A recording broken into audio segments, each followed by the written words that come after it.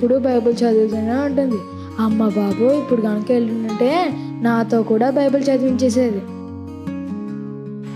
సర్లే తేజాన్ని దగ్గరికి వెళ్దాం.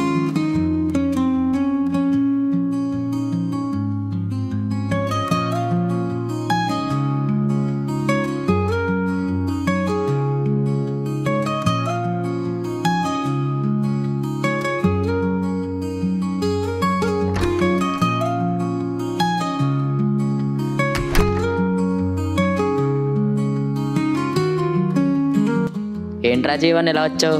ఏం లేదని హాల్లోని వచ్చాను అంతే. ఓ అవునా, ఇంకా మన బ్యాచ్ ఉంటుందో వాళ్ళ దగ్గరికి వెళ్ళలేదా? వెళ్ళానని దీపక్ ఇంటికి, తను బైబిల్ చదువుకుంటుంది. దాంట్లో పిలవచ్చు కదా, చర్చి క్లీన్ చేద్దాం. అమ్మ బాబు ఇప్పుడు కనుక వెళ్తే నాతో కూడా బైబిల్ చదివించేస్తుంది అన్న. బైబిల్ చదవడానికి ఎందుకు అంత బద్ధకం? నువ్వంటే చదివేస్తావు అన్నా, నా అలా అవదని నీకు తెలుసు కదా. సరేరా పద వెళ్దాం.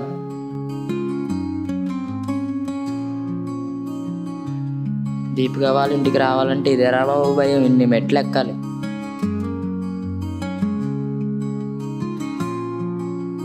దీపిక దీపిక ఒక 5 minutes ఆగి తేజ వచ్చినట్టున్నాడు.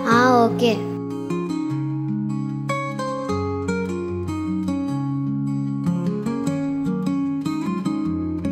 తేజ ఎప్పుడొచ్చా? ఇప్పుడే వచ్చాం. ఒక 5 minutes ఆగుతారా? ఎందుకు? గ్రేసీ వచ్చింది, వెళ్ళి మాట్లాడొస్తాను. ఓకే వెళ్ళక్క.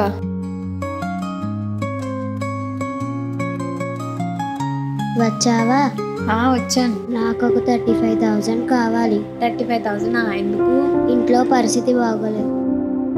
అవునా, కానీ 35,000 అంటే చాలా పెద్ద అమౌంట్ కదా. అవును, కానీ 6 daysలో ఇచ్చేస్తా. నేను దాచుకున్న ఫీజు అమౌంట్ ఇస్తున్నాను. 6 daysలో తప్పకుండా ఇచ్చేస్తావు కదా. తప్పకుండా ఇచ్చేస్తాను. సరే పద, తేజ జీవించాను.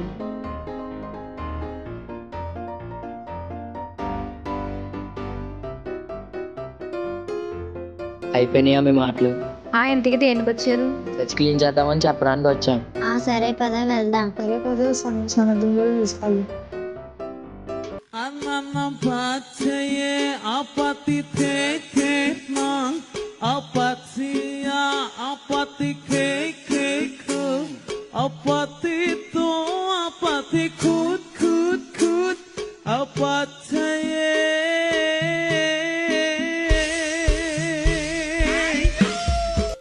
ఏరా సనత్, ఏం చేస్తున్నావు?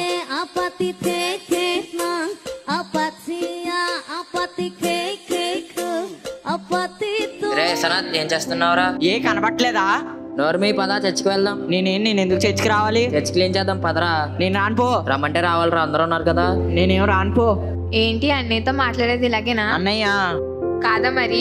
అన్నయ్య అనుకో. ఇంతకీ ఫోన్ లో ఏం చూస్తున్నావు? నేనా? రీల్స్ మూవీస్ చూడడం తప్పని తెలీదా? తెలుసు గానీ అంతలా తెలీదు. బైబిల్లో మత్తయిలో దీని గురించి రాసింది. అవునా, బైబిల్లో ఇన్ని విషయాలు ఉంటాయా? బైబిల్ చదివితే అన్ని విషయాలు తెలుస్తాయి. అయితే సరే పదని చేర్చుకోదాం.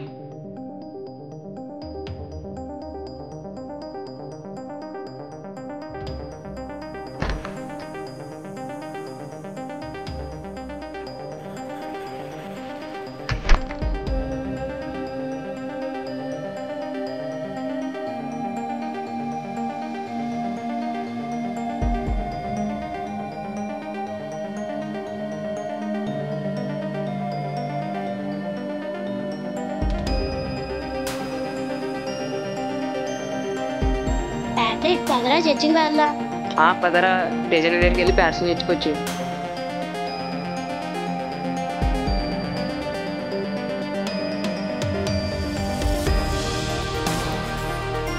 ఏంట్రా నవదీప్ ఎలా వచ్చావు?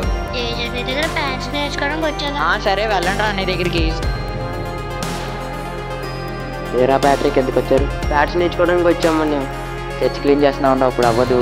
సరే తర్వాత వస్తామని.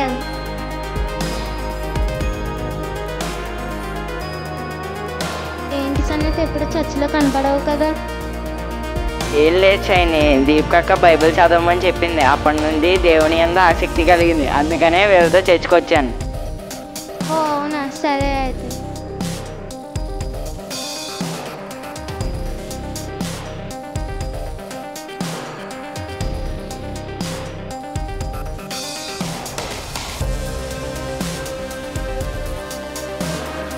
షైనీ, నాకు ఒక చిన్న డౌట్ ఉంది.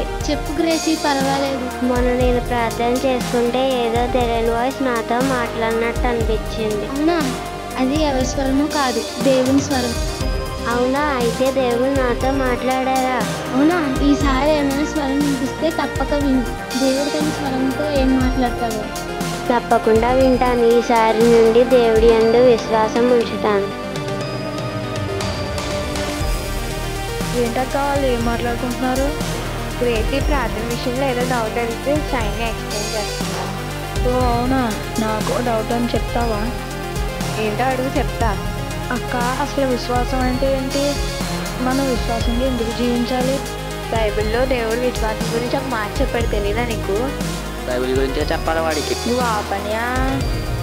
ప్యాచ్లేజన్ తప్ప ఏం తెలియదు నీకు. సర్లే ఏముందిలే. బాగా చెప్పావు అక్క.